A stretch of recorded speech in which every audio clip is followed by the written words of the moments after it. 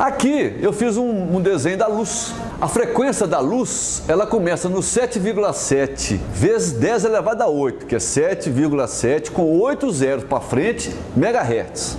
A frequência é muito alta. Essa frequência dá origem à cor violeta.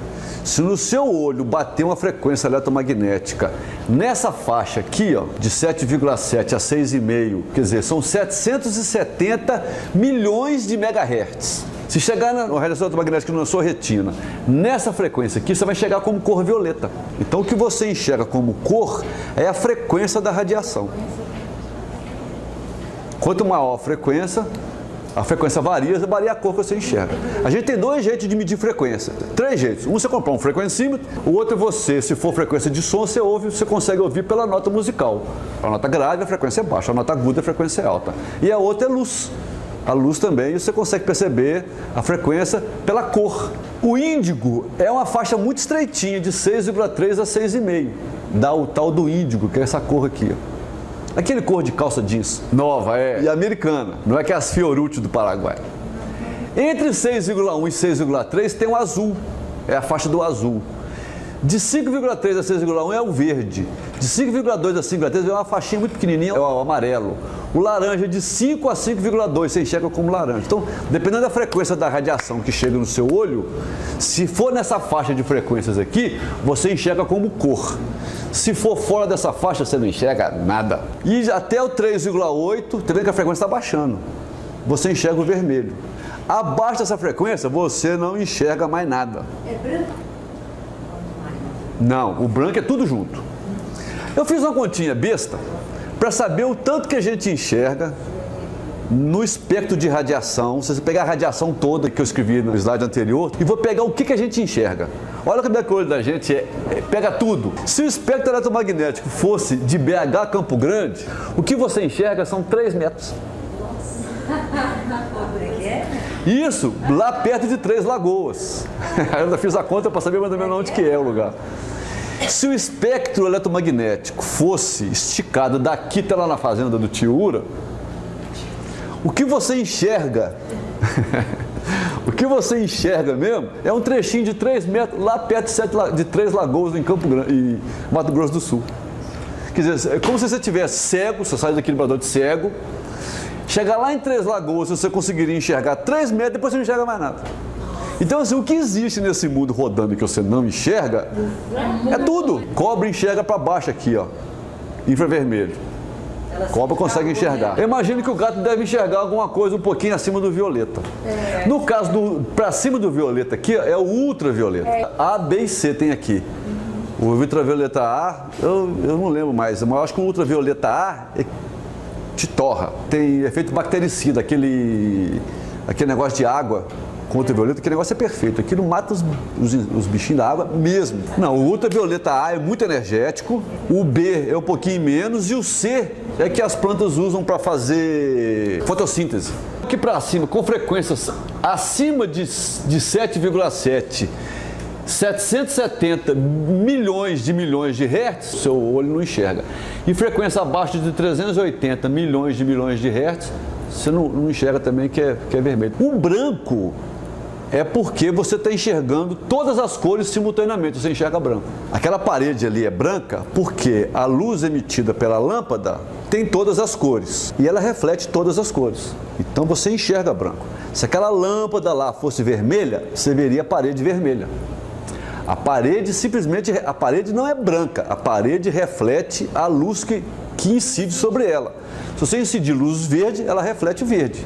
Se você incidir luz azul, ela reflete azul. Se você incidir luz branca, ela reflete branco. Você está vendo que a parede é branca, porque a luz ali é branca, não é porque a parede é branca, não, porque a luz ali é branca.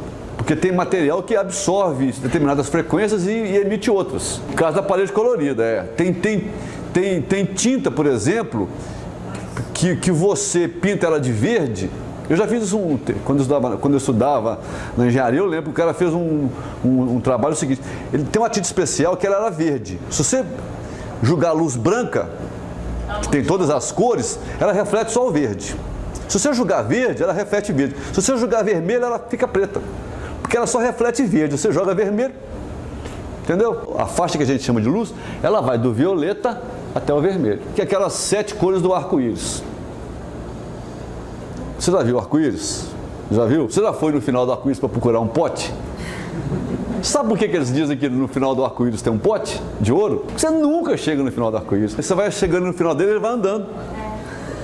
É por isso que você nunca chega. Por isso deve ter um pote de ouro, deve ter um monte de pote de ouro no arco-íris.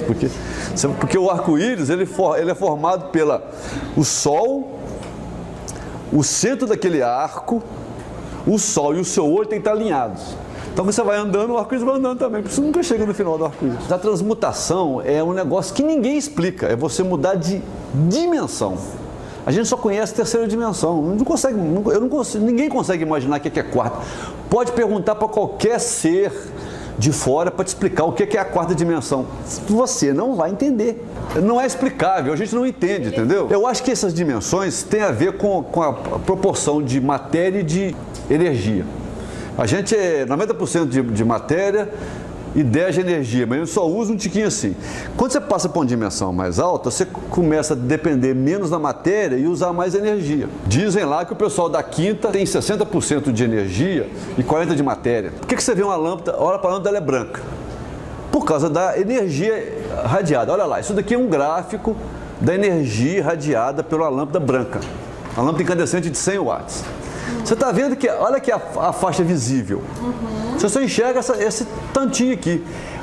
O grosso, a grande parte da energia que a lâmpada de 100 watts emite de energia, você não enxerga, está fora da sua faixa, cara. A parte mais alta é o finalzinho da frequência, a frequência mais alta. O que acontece? A maior parte da energia que você capta está na faixa do vermelho, cara. Essa faixa aqui é a faixa do violeta, aqui é a faixa do vermelho. E é por isso que você enxerga a lâmpada meio avermelhada.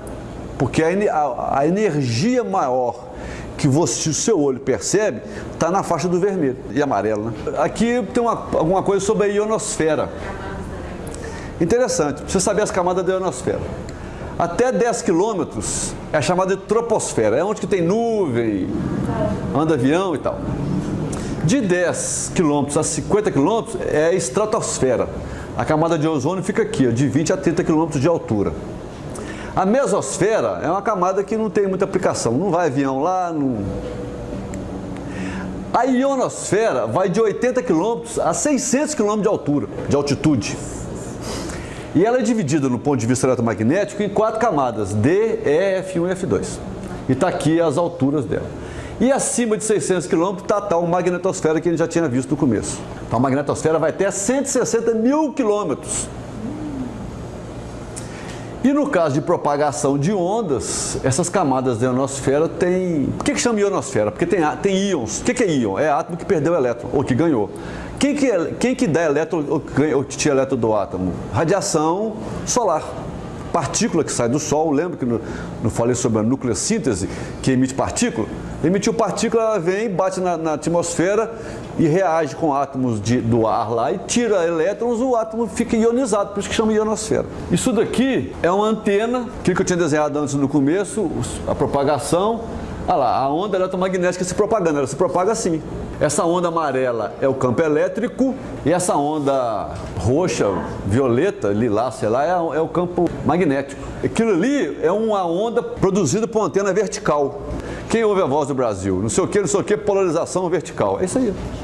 Antena em pé. Antena na vertical, a onda sai assim. Ó. O campo elétrico é assim, o campo magnético é assim. Isso são alguns tipos de antenas, é bom a gente saber. A antena, ela tem uma largura daqui, ó, até aqui, que você pega um comprimento de onda da onda que você está querendo emitir e divide por 2. Então a antena tem esse tamanho aqui. Se você quiser emitir uma onda de, por exemplo, 300 MHz, se dividir a velocidade da luz por 300 MHz, vai dar exatamente 1 metro. Se fizer uma anteninha de 1 metro, de meio metro, você divide por 2. De meio metro daqui até aqui, você tem uma antena perfeita para receber 300 MHz. Se chegar a uma frequência de 400, você não vai receber bem. O tamanho da antena depende do comprimento de onda da frequência que você quer. Então, a antena não capta tudo, não. A antena capta o que for dentro do comprimento de onda dela. Comprimento de onda, cara. Então, uma antena, ela tem uma frequência boa que ela emite e ela tem uma frequência boa que ela recebe. Você não capta qualquer coisa com qualquer antena, não. Cada antena é feita por uma determinada faixa de frequência. Então, tem essa antena aqui, que é a antena comum, tem televisão, que ela emite e recebe para frente, para trás, para o lado, nada. Essa daqui, ó, é a antena vertical que emite para todo lado. Se ela emite para todo lado, ela tem um alcance menor. E essa daqui é a tal da parabólica. A parabólica é altamente direcional. Todo raio que bate, ele bate, reflete e vem para cá. Isso daqui é uma brincadeira, falando sobre a AM e FM. O que acontece? Você quer transmitir uma voz. A voz está na faixa de, sei lá, 1 kHz. A voz de uma pessoa que fala fino. Se eu dividir a velocidade da onda eletromagnética por 1 kHz, vai dar uma antena de 300 km de altura. Impossível você fazer uma antena de 300 km de altura. Então o que o pessoal faz? Pega essa onda de voz, põe dentro de uma onda eletromagnética de frequência fixa, e a frequência da voz da pessoa vai modificar a amplitude da onda original. Então a informação está na amplitude. A onda que você está transmitindo tem uma frequência fixa. A amplitude variando é o som originalmente que você estava querendo transmitir.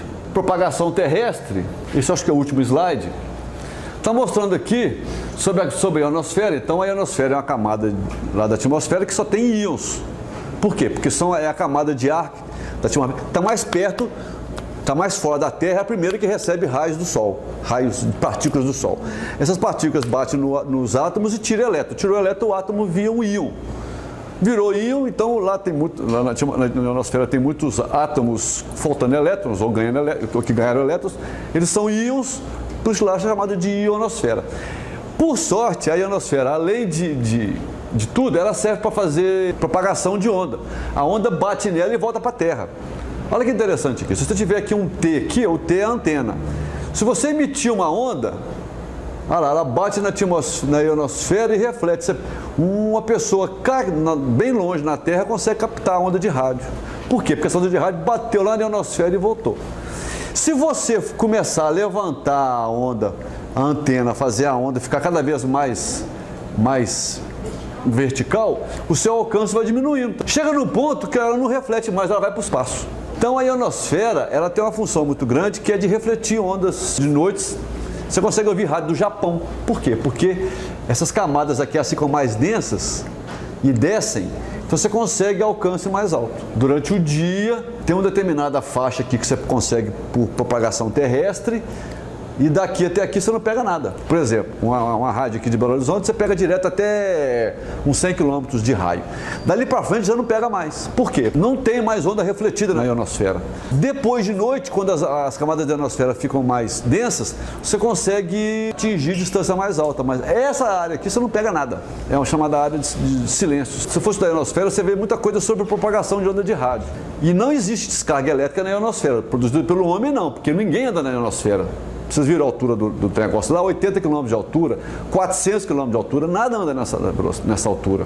Mas se vocês fizerem uma descarga elétrica em qualquer lugar, uma descarga elétrica, o que é? Fluxo de elétrons. Fluxo de elétrico, o que é? Campo elétrico e campo magnético. Esse vai se propagar pelos lados. Você vê na sua casa, você liga o liquidificador, o rádio não fica... É porque o motorzinho do ventilador, do liquidificador, gera descarga elétrica o tempo inteiro. A anteninha do seu rádio capta. E a distânciazinha é pequena.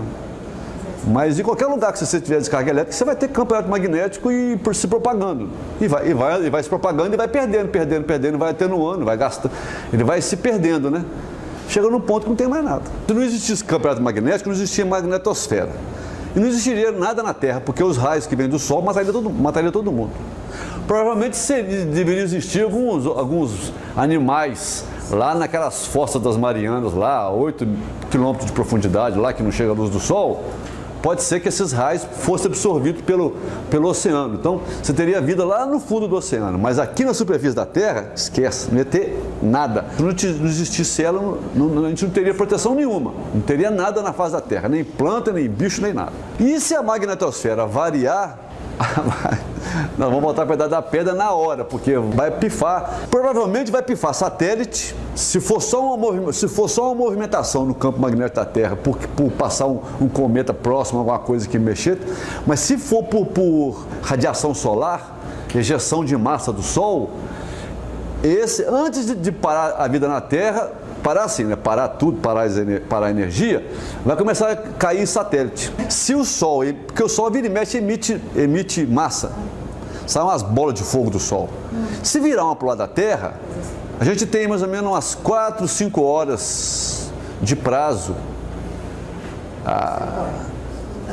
Existe equipamento da NASA para medir isso, mas a gente tem umas 2 horas de prazo para sair correndo. Desligar tudo e ligar o carro.